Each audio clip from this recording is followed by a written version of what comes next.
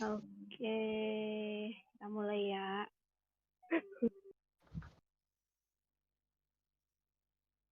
Alright, Assalamualaikum warahmatullahi wabarakatuh. Waalaikumsalam warahmatullahi wabarakatuh. Alhamdulillah. Good evening, my sisters. We meet again in the Tadabbur in English with me, Dila, as your moderator tonight, and also with Lila, who's in preparation, as you see in the in the stream. Okay, so first let's start with Bismillahirrahmanirrahim. And pray so that Allah will open our heart, open our minds to receive the information, the knowledge that we will be learning today. Okay, so Bismillahirrahmanirrahim. Rabbi shrah li sadri wa yassir li amri wahlul 'uqdatam min lisani yafqahu qawli. Alhamdulillahirabbil alamin. We already passed 15 minutes from the 8 o'clock. Okay, so we have how many of you are here right now? Okay, it's like 7 or 6 of us. Alhamdulillah. Okay, so Lila, all set? Okay. Okay, so without further Yeah. ado, I will pass it to Lila. So Lila, time is yours. Uh, aren't we gonna recite the al-Kahfi first? I'm sorry, I forgot. Yeah, Yeah. I was a Sure. bit, I was a bit panicking. Okay, It's okay. okay. It's So okay. guys, as we did in the last session last week, I already shared in the channel of this English Tadabbur. As you see, there are 4 verses from the Al-Kahf. It's the verse 94 to the 97. Okay, so I will recite for you these 4 verses and with the English translation. Okay? Okay. Bismillahirrahmanirrahim. قالوا يا ذا القرنين إن يأجوج ومأجوج مفسدون في الأرض فهل نجعل لك خرجا على أن تجعل بيننا وبينهم سدا. They said, O Zulkarnain, indeed Gog and Magog are great corrupters in the land. So may we assign for you an expenditure that you might make between us and them a barrier. قال ما مكني فيه ربي خير فأعينوني بقوة أجعل بينكم وبينهم ردما. He said, that in which my Lord has established me in is better than what you offer. But assist me with strength, I will make between you and them a dam. آتوني زبر الحديد حتى إذا ساوى بين الصدفين قال انفخوا حتى إذا جعله نارا قال آتوني أفرغ عليه قطرا. Bring me sheets of iron until, when he had leveled them between the 2 mountain walls, he said, blow with bellows. Until when he had made it like fire, he said, bring me, that I may pour over it molten copper. فما استطاعوا أن يظهروه وما استطاعوا له نقبا. So Gog and Magog were unable to pass over it, nor were they able to effect in it any penetration. Okay, so Alhamdulillah, that was the 4 verses Alhamdulillah. related to the topic tonight. Yajud and Majud are also known as Gog and Magog. Okay, so now I will really pass into Lila. So Lila, time is yours. Okay. Thank you, Dila. Alhamdulillah. Bismillahirrahmanirrahim. So, everyone, we're gonna talk about Ya'juj and Ma'juj. This is from Surah Al-Kahf. About Surah Al-Kahf consists of 4 stories. So there are story about the young man in the cave, the caveman, and then another stories are about Prophet Musa and Prophet Khidir, and the fourth actually the Zulkarnain king. Zulkarnain King also talk about Ya'juj and Ma'juj. Ya'juj and Ma'juj is really a magnificent story. It's actually a horror, kind of horror, because this is the scene or the background is the end of the world. So near the end, and after the Dajjal, and then the Dajjal killed, and then came the Ya'juj and Ma'juj. They're released. So the timing is after it's near the end of the world, and then the Dajjal came, and then the Ya'juj and Ma'juj came into this world. So I'm gonna uh, maybe just like a storytelling about the King Zulkarnain first before we're going into the Ya'juj and Ma'juj. You can see the subtitles over there. It's in Bahasa. Sorry, this um okay. King Zulkarnain, he is royal man, and he actually from the youth he's a really noble man, and he likes traveling. He likes to go everywhere, and he actually in the time of Ibrahim, the prophet of Ibrahim and Prophet Musa at that time. So the the Zulkarnain king, he actually is a king because of his power, and there are four king or four people who can empower the world. They are the Nebuchadnezzar, and then the King Namrud, and two from Muslim, King Sulaiman and King Zulkarnain. So those four actually the most important person or people in this world who rule this world at that time, and there is no one like them after they. So today, up until today, there is no king like them. And King Zulkarnain was like he is really strong, a noble man. He likes traveling to the north, east, west, and then the south as well. And he tried to spread Islam, da'wah. So he performed the da'wah in whole the earth, like the whole world. He's doing this for for his entire life, like 500 years. So who is this King Zulkarnain actually? So King Zulkarnain was actually from Persia. So he's a Persian, and then he lives for 500 years in the era of before Prophet Isa, and he lives or he's actually from the Prophet Ibrahim. He is the student of Prophet Ibrahim. So Prophet Ibrahim and Prophet Ismail actually already done tawaf with him in Kaaba. So they have some sort of bonding over there, right?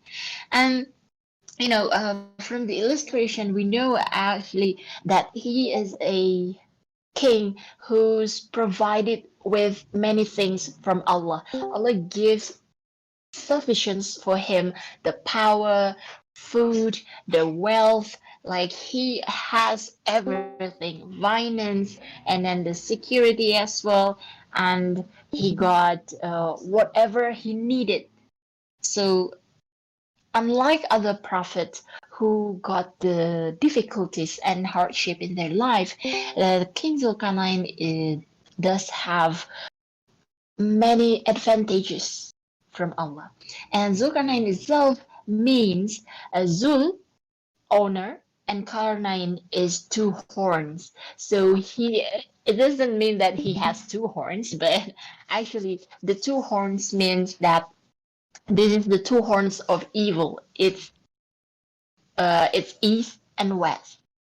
That's why we cannot perform salah or prayers in the time of sunrise and in the time of sunset. The Maghrib is after the sunset, and the Fajr is actually before the sun rises, because that time, those two times are actually the time where the shayateen have a shift. They have a shift, exchanging places, like a shift, shift in the night and shift in the morning, and they exchange themselves. At that time, we are not able to perform the prayers. So he performs the journey from the west and then to the east, to the south, to the north. All entire journey is really extraordinary. And with all his wealth, all his power, he tried to gain followers, Muslim, make them all Muslim. At that time, the people were actually not literate enough. So even Jahiliyyah or Quraysh in Muhammad, in Prophet Muhammad, they're better at that time because they're already advanced. But in this time, when Prophet Ibrahim, the people were like so illiterate, and they don't know how to live well, how to live as a human. So in the narration, there were so many people asking Prophet Muhammad, who is this King Zulkarnain? Because he is the one that really already spelled out in the Quran quite many times. So he's mentioned in Quran, he's mentioned in the stories as well, and because that the King Zulkarnain also known as Alexander the Great Alexander. In the Western and in Europe and in Jewish, they said that his name is Alexander the Great. And this Alexander, or the other name is Cyrus, they said that Zulkarnain or King Zulkarnain will get everything that he wants. So whenever he travel into uh, a place, he will turn the people over there into Muslim. He will perform da'wah. He will be a good king to them. He will fight. He will do many things for da'wah, and he done it for like 500 years. That's not a short period. And it's not like he came to the place and then he was like, okay, let's go to Muslim and then just convert them all. No, he really become a king, lived side to side with the people over there, become the society. So the first journey of King Zulkarnain is going to the west. He go to the west. He went there and he saw the end of the west part of the world. He met the sea.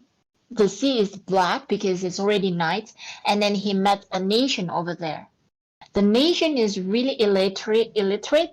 They cannot do many things. They are so jahil. They kill. Uh, they steal. They perform many sins, many sinful things. They are so zalim. You may say like Jahiliya people. They are so zalim, and they're bad people. And then Allah said, do you want to punish them? Do you want to fight them and punish them? It's up to you, King Zulkarnain, because he got the power and he's able to just like diminish them all or kill them all. It's allowed actually, because everyone is mushrik, right, at that time. But then Zulkarnain said that he take the other options. He took the option that he will perform da'wah, he will try his best, and if anyone wants to follow him, wants to follow Islam, he will let them go and will give them compensations, the very best compensation. But if they don't want to follow, then there will be azab from him in dunya and azab from Allah in akhirah. So this is a test actually from Allah whether he would be a good king or not. So at the time, he actually succeeded to do the da'wah, to perform the da'wah, and he then continued his journey. After west, he went to east. So when he went to east, he met a road, and then he met another nation. This is another nation in the east. This nation actually, uh, this is also in the ayah that's already recited by Dila previously. So they said that the nation doesn't even have a house. They don't have a house. They don't, um, they don't have a good living. They are illiterate. They are not in a good livelihood. They're so backwards. Okay, so there is no barriers, there is no cover for the sun. They just live outdoor. Okay, so and then Allah gave options again. Do you want to punish them all, kill them all, or do you want to perform the da'wah? And then Zulkarnain do the same for them. He performed the da'wah, and then finish that nation. He go to another place. He go into another directions, and then he went into the two mountains, and in the middle of the mountain he met another nation, but this nation even even more backwards. They are not dressed, they're naked, they cannot speak, they cannot do anything, they don't know about anything, and they were just like a primitive people, humans. And so Zulkarnain tried his best to communicate with them, and then they actually talked to him, and they said, "Can you help us, King Zulkarnain? Can you help us?" And then King Zulkarnain, with sign language, the gesture language, "What can I help you?" So we have problem. We have a problem that there is some group, some people, some human group, but they're like monsters. They're called Ya'juj and Majuj. They always came to us, and then they destroy our place. They killed us all. They took everyone. They took the food.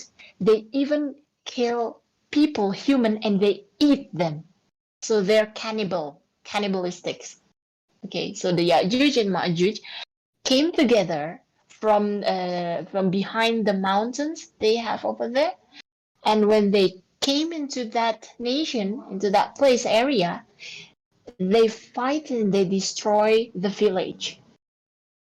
They always come to us like in certain area, in certain periods, like maybe monthly, like they came and then they go back again. They came another month and then they go back again. They destroy and they kill the people over there. They eat them all. So these people, these nations, ask King Zulkarnain to help them. Can you make a dam? What is a dam? Is a wall, a barrier, so that the Ya'juj and Ma'juj cannot enter our village, cannot come to our village. And then King Zulkarnain said, "I have a better idea. I will build a radam." Radam is a dual walls, so it's not one wall, but two walls, and in the middle of it is filled with sands. So it will be tough, will be harder to break into.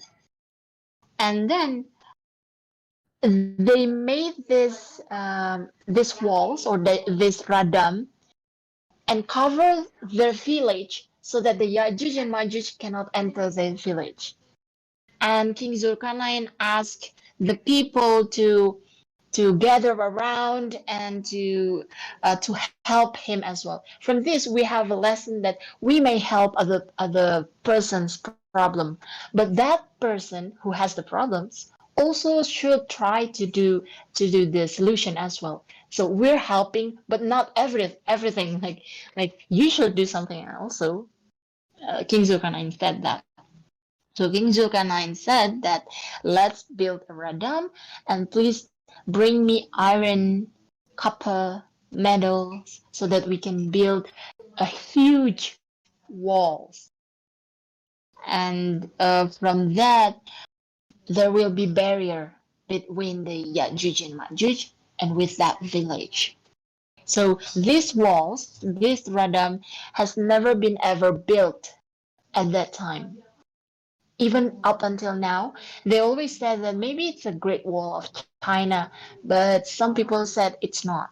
Be- for some reasons, it seems like it's not the Great Wall of China. And the place also, they said maybe it's in Armenia, maybe it's in the east of Medina, but no one knows exactly where the location is. And the Yajuj and Majuj were like their trap because they cannot enter another place, they cannot enter the village because of the radam. They try to break into the wall, they try to destroy the wall, but they can't get out of it. And so many people currently were looking for the locations, were trying to find this Ya'juj and Ma'juj, but the locations remain unknown, and only Allah Subhanahu wa Taala who knows that. And then it's finished, the radam finished, the village safe. But then King Zulkarnain said, this is not because of our effort. This is not because I told you to do this. We've succeeded to make this walls. But this is because of Allah. And there will be a time where Allah will permit them to break into this wall. It's in the end of the world. So King Zulkarnain announced them at that time, still at that time, that in the end of the world, the Ya'juj and Ma'juj will break into and destroy the walls. There's some stories that um, the the leader of the Ya'juj and Ma'juj will say at that in the end of the world, yeah, at that very day, he will say, let's go rest today. It's already night time. Inshallah, tomorrow we will work again. Because he said inshallah, then Allah allow the Ya'juj and Ma'juj to break into the wall, like get out of the trap, and they will get out of that after the Dajjals and after Isa alayhi salam and the Muslim over there is still alive. And then the Ya'juj and Majuj came out from the earth, and this tribe actually, the Ya'juj and Majuj actually is really a tribe or a soldier that cannot be destroyed, that cannot be fight. Everyone will be killed, and no one can fight them, even the Prophet Isa alayhi salam. So Allah told Prophet Isa alayhi salam to go to the Tur mountain. So he and his companions, the Muslims, go to the Tur mountain, and then Allah has the decree, the divine intervention, that the Ya'juj and Ma'juj will be given a disease. So all of them, like Ya'juj and Ma'juj, will be very huge groups. The total amount is about maybe 100 millions. There is a river over there, Tiberian River, and this Tiberian River is a really long and wide river that could give life to millions of people in this earth. We already know that. And when the Yajuj and Majuj came out, they are so thirsty. They try to drink from the river. And in just seconds, even not every Yajuj and Majuj came out and drink from that. The water already runs out. The river already runs out and it gets empty. So we can imagine how many Yajuj and Majuj tribes just cover the world, cover the earth. And then because of the disease that put by Allah into them, they died. They got the disease and they died. And with the corpse over there, with the really stinky corpse, you know how stink the corpse is. There will be a rain over there, and a group of falcon got into their corpse and put their corpse into the oceans. They bring it into the oceans and just throw it away. That's like that. And then the earth will be regenerated again, will be a nice place again to live, and everyone will be a Muslim because the Prophet Isa already defeat the Dajjal and already defeat the Ya'juj and Majuj as well. Live, yeah, you may say, not live together happily ever after, but and then there will be another nations coming up in the end of the day. So Ya'juj and Majuj actually are tribes. They are human beings, but they have a really small eyes. They have uh, the figures of more like a monsters, and they also have a big and wide eyes. They eat humans. They know is they just killed everyone. They just kill everyone unlike them. So not the Yajuj and Majuj, and they know that after they reproduce for like 1,000, they will die. So they don't even have, like a marriage between them. They just got so regenerated and reproduced until 1,000 of them, and then another thousand. They all multiplied all the time, even up until now. The Ya'juj and Majuj still alive and still trapped, and we don't know the location, but they will come out, and this is a fitna of the end of the world. So there is a lot of fitna Dajjal, fitna Yajuj Majuj, and there are monsters also in the end of the world. But why is it the Yajuj Majuj is really, like a horror story? Because we don't know the location and no one can fight them. Dajjal can be defeated by Prophet Isa, but Yajuj and Majuj, they cannot be fight with anyone. So in this Surah Al-Kahf, we know that we should believe in something like creatures. This is creatures. This is human beings as well, and we know that there will be so many occasions happen in the end of the world.